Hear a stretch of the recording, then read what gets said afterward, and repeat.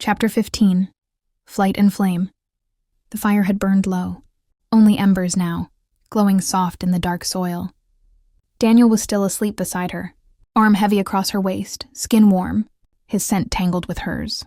The soul bond hadn't faded overnight. It never did. Even now, a gentle pulse moved between them, slow and quiet, like a secret heartbeat under her skin. Decima lay still, watching the canopy overhead shift with the breeze. She wasn't sure how long she'd been awake. Her body ached, in the best way. But her mind raced, full of questions. That wasn't just sex. That was something else. Something bigger. Daniel's hand moved, fingers brushing her hip. Even asleep, he reached for her like he couldn't help it. She smiled faintly, then eased out from under his arm. He stirred but didn't wake. She dressed quietly, boots soft on moss, and slipped out into the early mist. The air was cold, the world gray and new.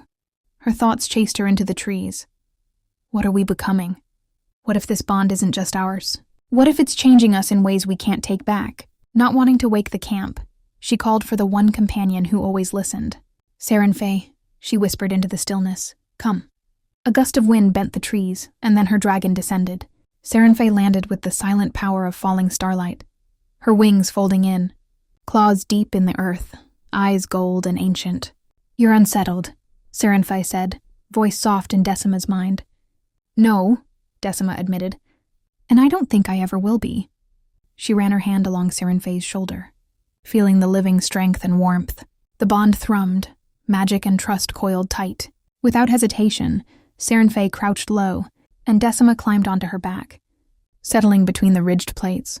Her thighs gripped the dragon's body. One deep breath, and they launched.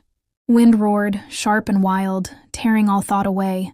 Whales unspooled beneath them, valleys drowned in mist, rivers shining silver, the shadow of the Brecon beacons watching from afar. The higher they climbed, the lighter Decima felt. Here she was only herself, part of the sky, part of something greater than want or war. The air shifted. That's when she felt it. A pulse of magic, not hers, not Sarenfe's. Older, colder, a pressure, a weight that pushed against her senses, making her heart stutter. Do you feel that? She called aloud. Yes, Sarenfe replied sharper now. It's not the wind. Something's watching. The sky was empty, the land quiet, but the space between felt wrong. Magic stirred in Decima's blood, drawn by something old and unseen. Suddenly the clouds parted. A shape drifted above the Brecon edge, a shadow without substance. Long and smoky, wings like memory, eyes that burned without a face. It watched her, then dissolved into mist. Decima's breath locked in her chest. Sarenfe banked hard, circling, wings beating through rising currents. That was no vision. That was real. I know, Decima whispered, her skin tingling where the soul bond met her heart. What is it? Sarenfe pressed. I don't know, Decima said.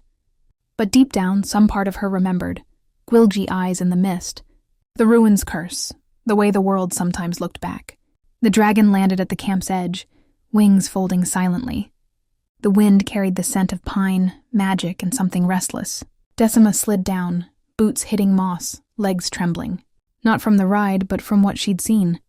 And what she felt was coming. The camp was just beginning to stir, voices low, fires crackling. No one saw her return. Or if they did, they knew better than to ask. Behind a rocky outcrop alone for a moment, Decima pressed a hand to her chest. The shard inside pulsed. Not fear, not warning. A pull. She clenched her fists. She couldn't keep running. Couldn't pretend the world wasn't changing around her. The council wanted to silence her. Something ancient wanted to claim her. But she was done being caught in the middle. No more running, she whispered fierce. Behind her, Sarenfe's voice curled in her mind. Then it begins. And it did. That morning, Decima knew the hunt, and the war, had truly begun.